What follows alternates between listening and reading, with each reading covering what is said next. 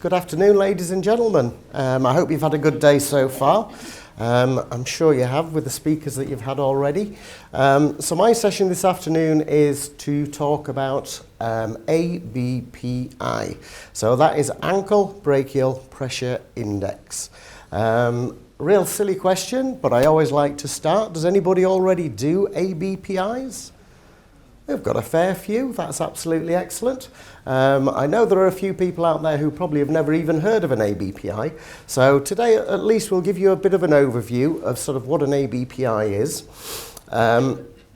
Certainly today we have been covering sort of wound care, wound dressings, etc. And one of the preliminary things that we are always supposed to do is assess ankle brachial pressure indexes, which in a real simplistic term, for those who have never even heard of it, is a comparison. So in other words, if you took a blood pressure in your upper arm and it came in at 130/80, that is ultimately your systolic pressure, the 130. If we then did the same in your ankle, exactly the same, you could even use an automated an automated blood pressure cuff. If you did the same in your ankle, you would like to think that it would be 130/80. So it would be exactly the same. So if you divided the two, they would equal 1. And that is ultimately what we are doing in an ABPI. We are comparing the flow of the blood in the ankle to that in the upper arm. And that is all an ABPI is. But unfortunately, we can't use automated machines. Again, NICE guidelines kind of state that we should be doing it with Doppler probes, purely because it is a lot more accurate. So again, we should be using Doppler probes to take like the upper body blood pressure. And again, we should then be using a Doppler probe to assess the vessels in the ankles. And then all we're doing is comparing them to the upper body. Is that okay for a starter? Great. So yeah, as Sam said, ultimately we're going to be finishing a little bit early today. So I'll rattle on as quick as I can and get everybody out and home as quick as we possibly can. Obviously, when we do our presentations, we have to do it to kind of the gold standard. And I know quite often when you're out there actually doing it practically, it's not always that easy to do it exactly as it should. As a company, we have to kind of tell you exactly how it should ideally be done. And there are always little sort of things that you might need to tweak and do slightly differently. So on that note, I'm going to crack on with the presentation. So ultimately today we're going to cover the rationale for doing an ABPI. We're going to cover Dopplers and ultimately the principles of using a Doppler. When we're doing an ABPI, we obviously need to select the right equipment. So we're going to cover that as well. Measuring and calculating your ankle brachial pressure. And we're just going to touch on toe pressures as well. I know when we've sort of been going around, a few people have come to us and asked about toe pressures, and that's kind of a bit of an sort of a step on from doing ankle brachials. But toe pressures is really taking off hugely at the moment. So if you ever have access to a toe pressure, we're just going to cover on it a little bit today.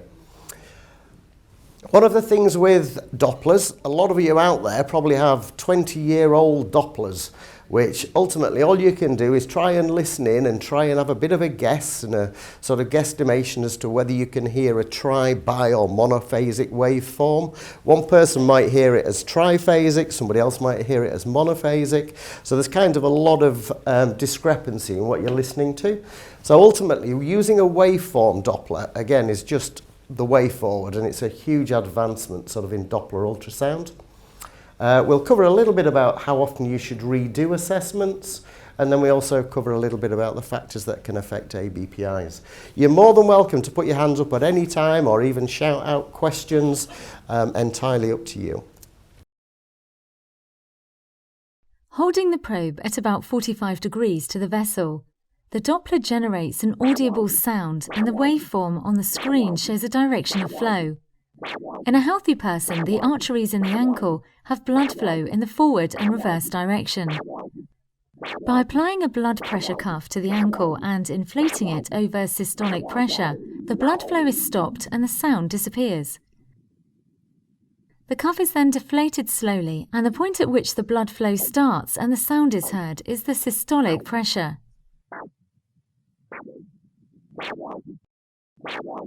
That's actually one of my favourite slides, and I'll come back to that as we go a little bit further on. Ultimately, you could clearly see that was blood flow going through the ankle. And ultimately, you could see that forward flow, slight bit of reverse flow, and then forward flow again. And if anybody of you are ever asked about triphasic, biphasic, monophasic, that's where that really comes into its own. That was a beautiful triphasic waveform. So you've got forward flow, slight bit of rebound, and then forward flow again. So that kind of in itself tells you there's 3 beats in there somehow. So that's a triphasic. And that is ultimately what we'd love to have in all our patients. But unfortunately, we're not going to get that in that many of them. Gradually, as we get older, it tends to sort of move to biphasic. Everything tends to diminish a little bit, so we get biphasic. And then potentially, if we have peripheral arterial disease, that's when we sort of start seeing monophasic. And ultimately, all that really means is the vessel is stopped pulsing as it should, so it becomes monophasic. And that's where we need to sort of do ABPIs if we're going to put dressings on, if we're going to apply compression, and that's where we need to know the accuracy of the ABPI.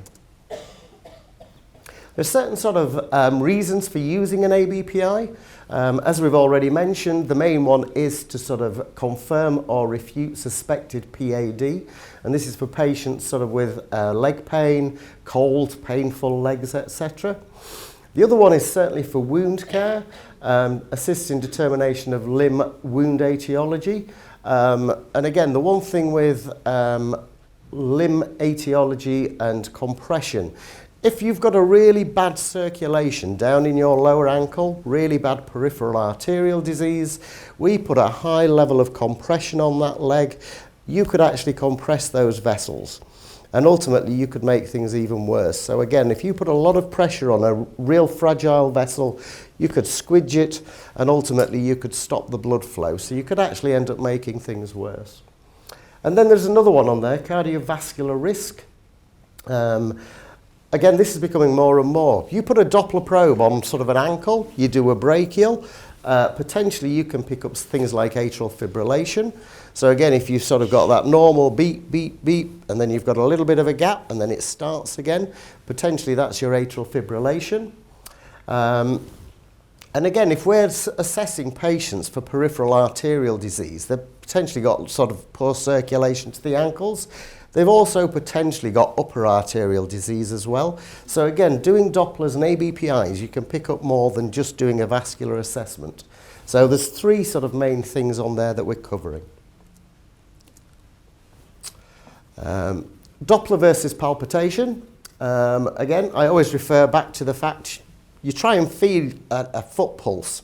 It usually tends to be the dorsalis pedis, the one that runs sort of down between the middle toe. Sometimes you kind of, if you're doing an assessment on patients, you'll touch it and hopefully you'll feel something and you'll say, yes, they've got a pulse. And I must admit, I've been a diabetic 42 years, and ultimately up till I was 50, I know you can't believe I've hit 50, but I have. Up till I got to 50, nobody ever really bothered with your feet. And ultimately, it was only when I kind of hit the 50 that I went to the clinic. And again, the nurse sort of, she checked my feet and, oh yeah, you've got a pulse. I said, is that all you do? And she says, well, that's all we have to do. And there was no means of quantifying the quality of the flow. So again, I'm kind of hitting 50. They're worried about all these other things. Sorry, I was hitting 50. So you kind of, they never really quantify the actual blood flow. And again, I think that's really important that we're sort of looking at that moving forward. So, Doppler frequencies. So we do cover this. For those who've done Doppler, frequencies of probes. Ultimately, what we're doing when we're using a Doppler probe is firing an ultrasonic beam through the skin into the tissue, we're hitting the vessel, it's then returning the pulse, and we've been able to pick up the systolic reading, or a triphasic, biphasic, monophasic. There are different probes that you can get for your Dopplers, and I think it does tell us in a second. There we go.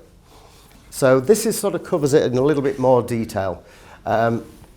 Ultimately, an 8 megahertz is the one that we would always recommend for normal sort of patients, sort of your average sort of size limbs, etc. And the idea with an 8 megahertz, it goes straight through the tissue onto the vessel, and then the vessel, it hits the vessel, bounces back, and you get the reading in your Doppler probe. If you use the wrong one, sometimes you go beyond the actual vessel, and ultimately you will get no reading.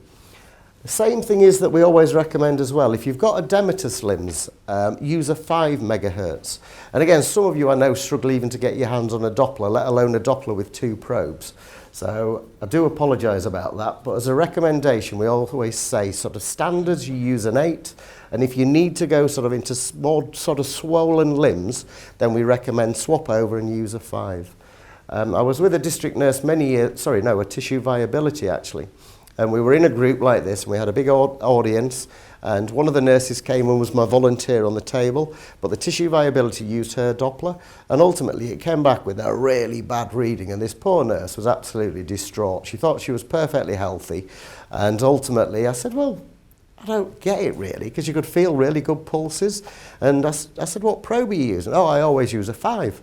I says, why do you use a 5? Oh, that's what I was always taught to do.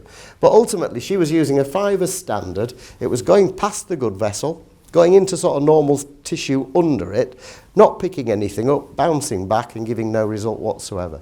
So the probe is actually really important. I probably exaggerated that a little bit much, but it is. Doppler types, again, these are the ones we want you to all have, and I'm sure you all want to have one of these, the waveform Dopplers that we were showing you earlier. Probably most of you will have the one on the end, the D900, the most basic audio Doppler, and some of them will be about 20, 25 years old, because we used to make them too well. And ultimately, you've got to kind of rely on your hearing to pick up the results. And as I said earlier, that sort of differentiation of to what one person might hear as tri, somebody might hear it as mono, just by listening. So it is really important to have the sort of best Doppler you can. If ever you get the opportunity to get any new ones, always try and push for the the better one that you can. And that's not for my benefit, that's for yours, as you'll see shortly. Correct probe transducer, as we've already covered. I hate teaching nurses how to do blood pressures, but I remember in my nursing days, the matron used to teach you always, if you do a blood pressure, have the right size cuff. And again, on all of our cuffs, and most cuffs out there, they have like a little line on there, which sort of kind of shows the right sort of size that you're using around an ankle. If, for say, I put that on and it was like that round an ankle, there's about 3-inch gap there, and when you're pumping it up, trying to compress the vessels and stop the flow, you could squidge it up to about 300 millimetres of mercury and it would still keep going up because you're not going to be able to occlude the vessel, and that's purely because you've got the wrong size cuff. So the cuff size is really, really important. And the only other thing that we cover at this point is the type of gel that you use. I was working up in Wakefield the other day, and they were sort of saying, oh, they grab anything out of the cupboard that they can when they're heading out the door. It's really important to get the best reading you can is to use an aqua-based gel. So it is like they're using an ultrasound. So if any of you sort of had the babies in the past and they stick that great splodge of gel on your tummy, those are the ones that we should be using. And it's purely because it is made up, a lot of the gels out there are have lots of air particles in. So what we're doing, we're firing that ultrasound little beam through it. It's hitting, sort of going through, and as I say, the water one, it allows the flow to go straight through, straight back, and you get a true reading. If you use such as KY jelly or any other lubes, again, you fire the beam, it hits the air bubbles and kind of just disperses. So again, you're not going to get the best reading. Preparation of patient, again, this is in an ideal world, okay? And I know quite often this won't happen. I have to teach it this way. So where you can do it this way, it's always best. Explain and reassure the patient of what we're going to do. You go into a GP and you just have your blood pressure taken. Nearly everybody has white coat syndrome and they always have a raised BP. You've got to consider we might be putting a blood pressure cuff around an ankle where potentially they might have an ulcer, and that's going to be painful. So try and reassure the patient, explain what you're going to be doing. Smoking and caffeine should be avoided. Obviously vasoconstriction, try and avoid that. Room temperature is really important. Again, potential PAD, you're in a cold room, you're trying to sort of pick pulses up, and ultimately if the room is too cold, you'll get peripheral shutdown quite quickly. So again, ambient room temperature is really important. Tight clothing from arms and legs, etc. when we're doing these readings. Again, you consider if you've got tight clothing around here, again, that can be actually compressing. It's the same as almost sitting. Like if I'm sat like that, again, that's compressing potentially my femoral. And that could potentially turn that from a triphasic to a biphasic or a monophasic, just for the compression that crease is putting on it, but also tight clothing can do exactly the same. And then any open lesions, should I say, remove obviously the dressings and potentially cover with cling film or a clear sort of sterile dressing. The latter one is probably one of the most important ones. Patients should be supine, so as flat as possible. And rested for 10 to 15 minutes. They used to say rest your patients for half an hour. In reality, that was never going to be possible. So they've now sort of reduced this to 10 to 15 minutes before you do a reading. And the supine sort of thing, it's a little bit like, I always refer to this as a half-empty bottle of wine, supine. So ultimately, if it's laid on its side, and you've got half a bottle, it will be nice and equal, level across the middle. Again, if you tip it one way, everything pulls at the bottom, and that's exactly the same as us really, and especially if we've got PAD, it tends to sort of pool in the feet. So again, to try and get the best sort of most accurate reading, we would level them off and have them as near supine as possible. And if you can't do it supine, semi-recumbent. So again, I always picture you're in a home, you're trying to do an ABPI. If they're laid on a sofa, they've probably got the head up on the one arm, elevate the feet on the same on the other. And what we're trying to do at that point is just get the heart, the brachials and the ankles in a similar sort of level. And again, we're just trying to optimize and get the best reading we can. Now then, this is always where I go wrong on this one.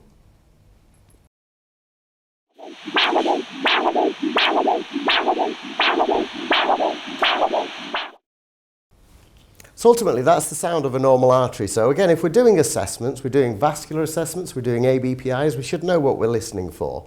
And on that one, you could clearly sort of hear the triphasic. So when we refer back to that second slide, you know, forward, reverse, forward, that's ultimately what we could hear on there. And then this is the sound of a normal vein.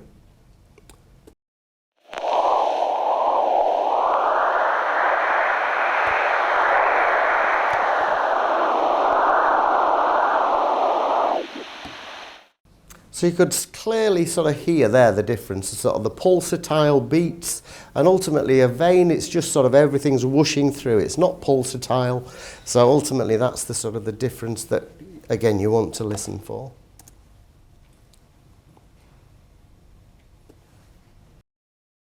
Using the Doppler, first the brachial systolic pressure is determined in both arms. Making sure the patient is relaxed and comfortable, the cuff is placed around the arm. Palpate the brachial artery and then apply gel. Using the Doppler, locate the artery and hold the probe about 45 degrees to the skin. Inflate the cuff until the sound disappears.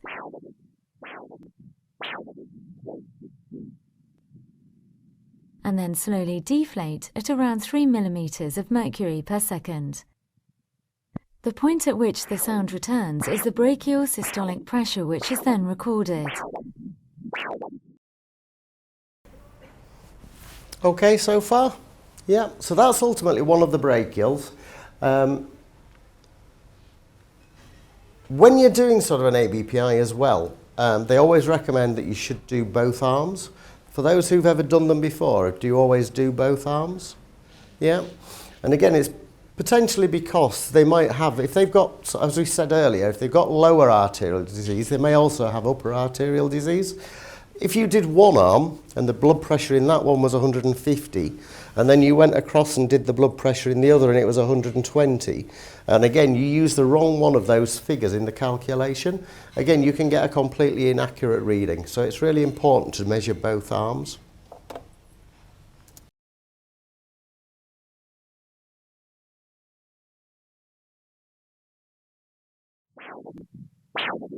Repeat the procedure on the other arm and use the higher of the two readings in the calculation.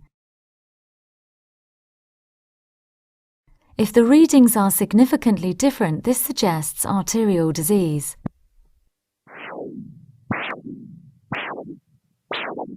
And if they are significantly different, that's something else you've kind of picked up that potentially you should put in the patient's notes, and potentially sort of, if you're sort of referring on to a GP, sort of explain. Now, I did hear the other day, again, I have to tell you how the NICE guidelines tell us it should be done. But I was at a presentation the other day by one of the leading experts, and she said, oh, I nearly always use an automatic blood pressure machine at the top to sort of get the brachial. I never said that really, because the guidelines do state that there can be sort of a bit of discrepancy in the accuracy of some of the BP machines, the automated ones. So that's why we should do it using a Doppler. But for speed, she did sort of say the other day that she tends to sort of always just use an automated one. Right, this is another important one. When we're doing a Doppler, the amount of people, and I'm talking senior experts who do this, who purely because of the angle of the foot, they tend to sort of stick it on there. And much as I was saying earlier about palpitation, you know, so you put your fingers on, you feel a pulse. If you do it at 90 degrees, that is practically all you're doing. You're just literally feeling for the pulse and saying there is one. The importance is always, when you do it, to pull it back to 45 degrees. So in other words, it's pointing towards the heart. I always refer to the motorway cameras, and I'm not the best because I had to do a speed awareness the other day. But ultimately, if you're driving down a motorway, your camera's at 90 degrees, ultimately that's not going to pick up your speed. So potentially it's not working or they've turned it off. If it's pointing towards you, as you're driving towards you, it's got that time that it can actually pick up your speed and your pulsatility, okay, as in a vessel. So it's really important always to have it pointed 45 degrees towards the heart. Again, to be able to pick up that tri, bi or mono. Which pulses should we assess? So again, the recommendations are always been certainly 2 pulses on each foot. So potentially the dorsalis pedis usually is the one that they tend to use, which again is the one that runs sort of midline between the big toe and the second toe, and potentially the posterior tibial. Sometimes, certainly diabetics and things, again, if they think there might be some sort of calcification, we'll cover calcification in a little bit more detail in a second. They do sometimes recommend that as well you do the perineal, which is obviously just that little bit higher. So to actually do the... Then the ankle systolic pressure is determined from both the dorsalis pedis and posterior tibial arteries. The cuff is placed around the leg just above the ankle.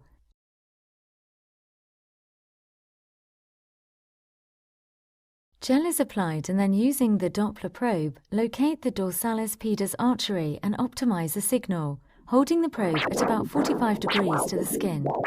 Keeping the probe still, the cuff is inflated until the sound disappears, and then slowly deflated until the sound returns. This is the ankle systolic pressure and should be recorded. Are we okay with that one? Then the ankle systolic pressure is determined from... Sorry. I have another presentation, it does everything automatically, but you've got to set these ones off, so I am sorry. Repeat the procedure for the posterior tibial artery. The higher of the 2 readings is then used for the ankle brachial index calculation.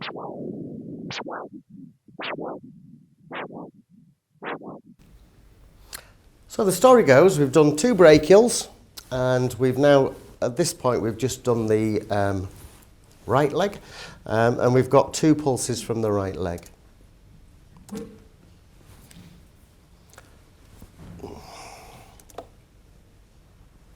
So this just shows us how we actually calculate. And you know earlier we were sort of saying about if you do the upper, you do the bottom, you divide them, ideally you'll get 1.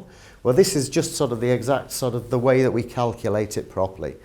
So in other words, we always use the highest of the 2 brachials, when we're actually calculating it. So again, that comes back to that I was saying earlier about upper arterial disease. If we had 150 in one and 120 in another, you could end up with a completely different reading.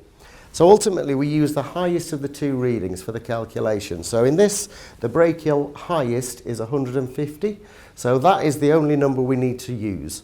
And then when we come down to the ankles, you can clearly see in the right side, the highest is 85. So that is the number we would use for the right leg. And then on the left side, the highest is 120. So those are the ones that we would use. Ultimately, again, I've been told I'm not supposed to really say this anymore, but again, just as an easy aid to remembering this, it's leg over. So in other words, it's leg over the brachial. So in other words, it's sort of 120 there divided by 150, which gives us 0.8. And on the other side, obviously, we're 150 divided by 85. And you can clearly see on the the left-hand side, 0.8's that sort of borderline, but 0.57 is pretty poor when we sort of look at the overall readings, which you'll see in a second. So this is the normal sort of readings. In terms of compression, again, they sort of recommend anything from a 0.8 to a 1.3. You can just go ahead, pop your compression on. There is no potential risk. Even though 0.8 to 1 is still classed as that mild sort of peripheral disease, you're still okay at those levels. You'd probably find at that you've got a biphasic waveform, so it's still really strong pulsing. It's just losing it a little bit of its sort of pulsatility. We then come down to that 0.5, which obviously on that previous one was where we were. So that's significant arterial disease. Do not compress, refer to specialist. Below 0.5, severe arterial disease, and again, refer on. And then there's the anomaly, which is where it comes in at above a 1.3. And you think, oh, well, that sounds okay, really. Because again, 1 to 1.3 is fine. So you'd think 1.3 was okay. But no, 1.3 is actually quite significantly high. So at that point, you may need to sort of consider something else, which again, we'll cover in a second. So repeating ABPIs, limit evidence of the rates, they do sort of say ideally sort of 6 to 12 months. If you were bringing your patients back for just regular checkups where we're checking the quality of the flow, they're recommending 6 to 12 months. If we were looking at specific wounds and we were trying to get wounds to heal, a leg ulcer to heal, again, you can sort of do that according to sort of how the treatment's going. If you've got your patients coming in for change of dressings every week and you find it's getting worse, potentially you could actually sort of do it much sooner. So again, much depends on the sort of the how the leg's actually healing. And in the event of sort of leg ulcers, Doppler assessment should be repeated, but don't always presume it's going to be of the same origin. So again, that is why we always redo a full Doppler assessment doing all the different vessels. Accuracy of ABPIs, there are a few things that can affect it. I've already mentioned calcification. Diabetics, calcification of arteries, and this is where we could potentially get this high reading, you know, where you divide and you get above the 1.3. This is nearly always down to calcification. And ultimately all that means is that the artery itself has actually hardened over a period of time. But that doesn't mean that there's still not good blood flow going through it. It literally means that your arteries in your legs, they've stopped pulsing away as they should really, but instead they've sort of hardened and they've turned into like a drain pipe almost. Ultimately, the blood is still going through. It's been pumped by the heart. It's still going through. And this is kind of why you get the high reading. And at this point, this is where you could, if you had the opportunity, go on to do a toe pressure, which we'll just cover briefly in a sec. Renal disease is another reason for calcification. Rheumatoid arthritis, vasculitic pain and calcification, cardiac arrhythmias, peripheral edema. There's quite a few different reasons on there and things that should be taken into account when you're doing an ABPI. We're nearly there, guys. So accuracy of ABPA, there are some things that can affect it, which we've kind of covered. So inadequate preparation, room temperature causes vasoconstriction. Patients and clinicians sort of anxious and unrelaxed, which can elevate. Incorrect positioning of patient can certainly sort of elevate the pressures in your ankles as well. As we have already said, inappropriate gel, cuff, Doppler probe, and positioning of the Doppler as well. Just a little, bless you, just a little tip, sort of when you put it onto a vessel, it literally is a fraction of a millimetre. You can just sort of move either way across a vessel. And again, you can kind of move it from being a monophasic to a biphasic to a triphasic. So when you put your probe on a vessel, apply lots of gel and then just gradually move it across until you can get the optimum sort of sound you can pick up. So it really is important, that positioning. And one other thing as well, don't push it into the skin. It is so easy to push it deep into the skin and then ultimately you're compressing the vessel. So again, that's really important. So summary, there we go. I'm not going to go through that because I think we've covered it all. You're more than welcome to have a quick read while I have a quick drink.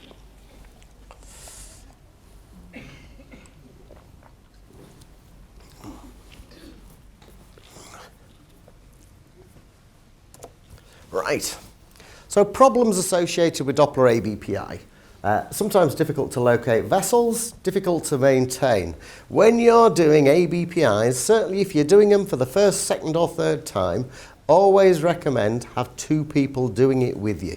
One person to blow up the cuff and the other person to hold it on the vessel. Really, really important. When you're practicing, when you're training, try and always have two of you with two people doing it. Difficult to maintain, which we've covered. Obviously some sort of a knowledge of the anatomy is required. Trained in monitoring, and Doppler ABPI can take quite some time and different people can get different readings.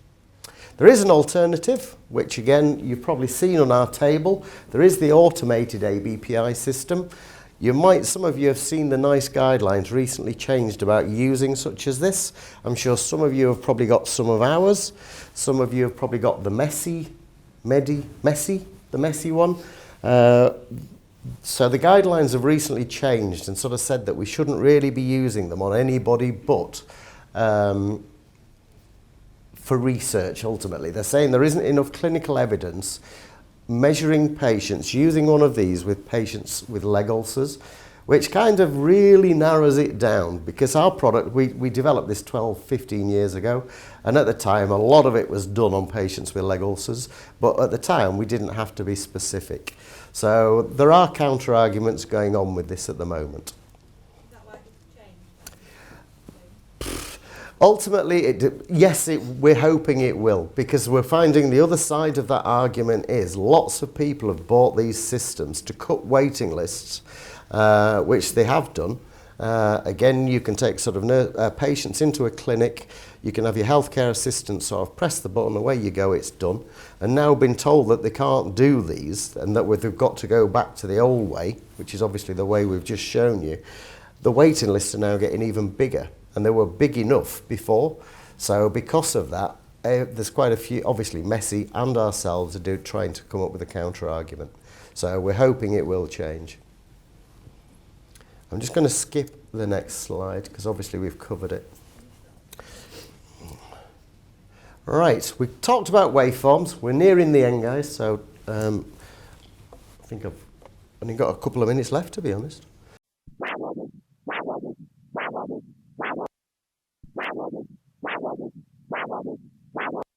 So ultimately, we were talking earlier about the triphasics. So again, this is ultimately what we'd like to see in all our patients. So you've got your forward flow, really strong beat going forward. On the video we had earlier, the one below the line is your little bit of reverse flow, and then we've got your forward flow again. That would normally become with, if you did an ABPI, it would be perfect with a triphasic waveform. So I'll just start this one off.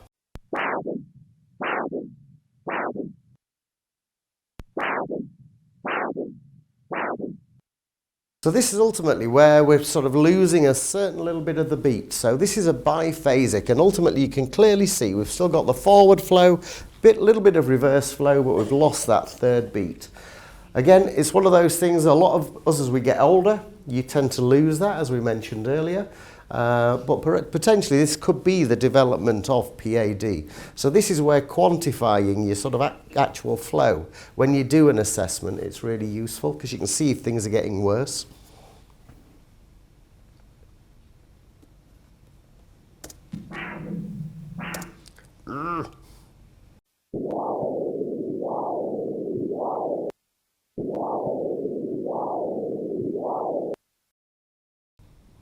And this is ultimately PAD, potentially more or less what we're going to get, the monophasic. Sounds very much like the vein we heard earlier, and ultimately that's lost nearly all of its pulsatility, so it's just sort of just flowing away, the pulsatility is gone, and ultimately this is either quite severe sort of arterial disease, or it could be calcification, which we'll cover in a second. Because again, we said when the artery gets hard, it's not pulsing, so that could be either or. And that's again where sort of having that number is really important. Right, here's one for you then. So all those who do audio and have done them before, this is a bit of a test. Well, it should be.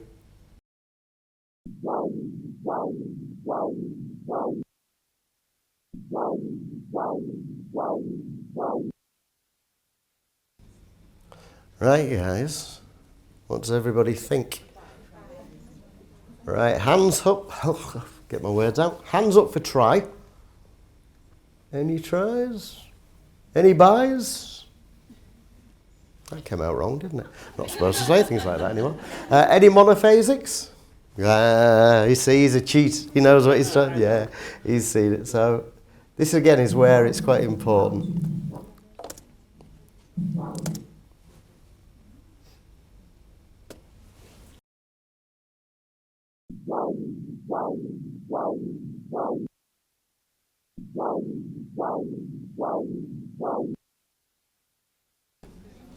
And unfortunately, the other week I was down in Bournemouth doing one of the last ones of these days, and this poor woman came up afterwards, absolutely distraught.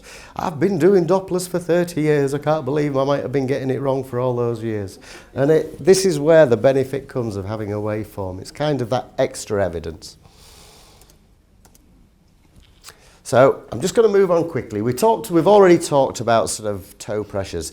If you get that high reading, comes in above a 1.3, potentially that is because you've got that calcified arteries, it's not pulsing, and ultimately if you got above a 1.3, in most cases you would have to refer on. If you did have the option of doing a toe pressure, they do say that calcification doesn't usually extend to the toe. So you can actually go on to do a toe pressure. So I'm covering this quickly because I know I'm pushing it time-wise.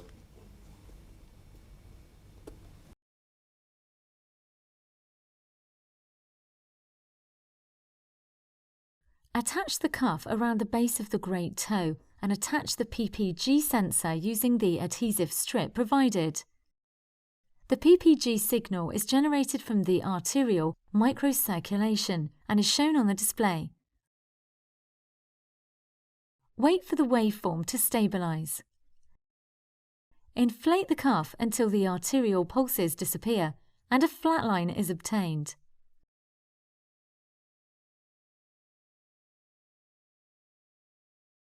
Deflate the cuff slowly, ensuring that the white line is kept within the green band.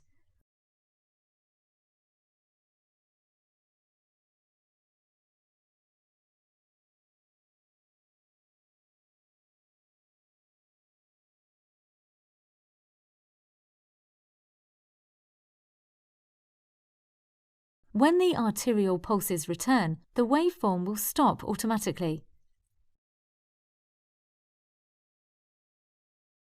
Move the waveform until the vertical line is over the first arterial pulse.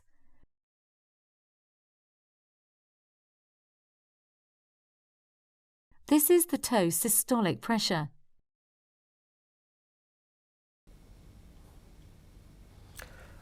So as we were saying, calcification rarely extends to the toe. So if you get that high reading, potentially a monophasic waveform, you can actually go on sooner than referring on.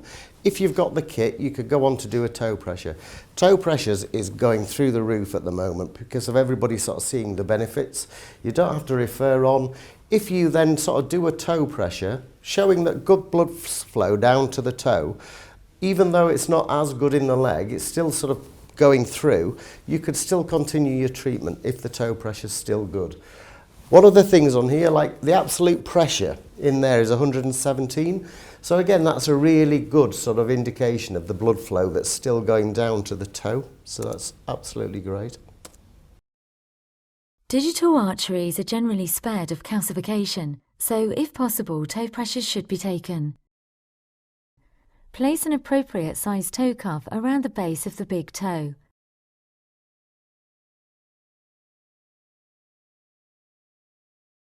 Attach the PPG probe to the tip of the toe using the self-adhesive strip.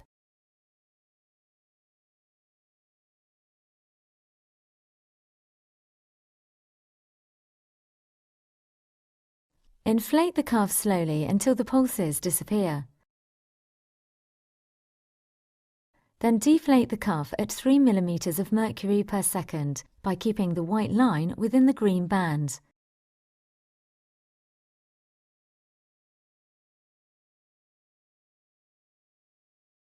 When the trace stops, the first pulse represents the toe pressure. If the first pulse is not visible, then scroll the trace until it aligns with the line. This is the toe systolic pressure and should be recorded.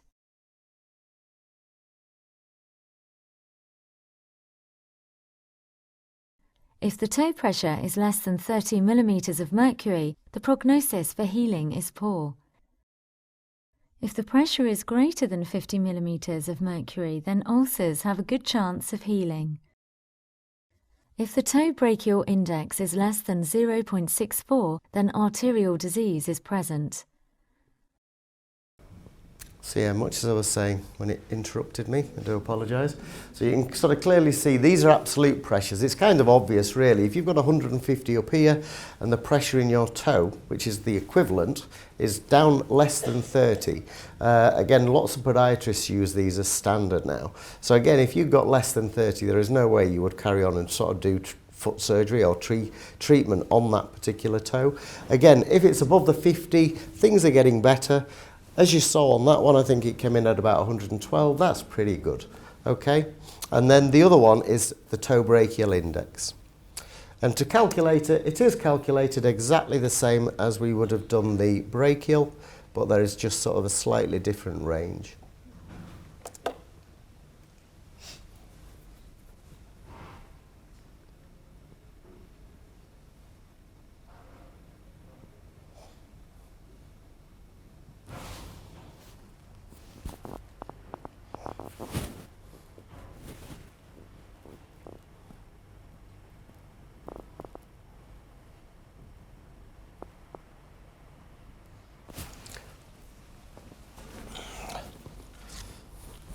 It's weird because we normally have it talking when it does all this, but certain ones like this, you've kind of got to sit and just watch it do its thing. Ultimately, you can calculate it exactly the same way as we would have done the ankle brachial. We also, I know a few of you have picked these up. This actually does the calculation for you sort of sooner than having to do the division on your phone, or if you're clever, not like me, you can actually use these. And ultimately it's just a case of lining your ankle pressure with your brachial pressure or your toe pressure with your brachial pressure. And ultimately you can use these as well, which are always sort of available. And at that point, guys, I think, unless anybody's got any questions, we've kind of covered everything, I think. Yes, feel free, ask away. Yep.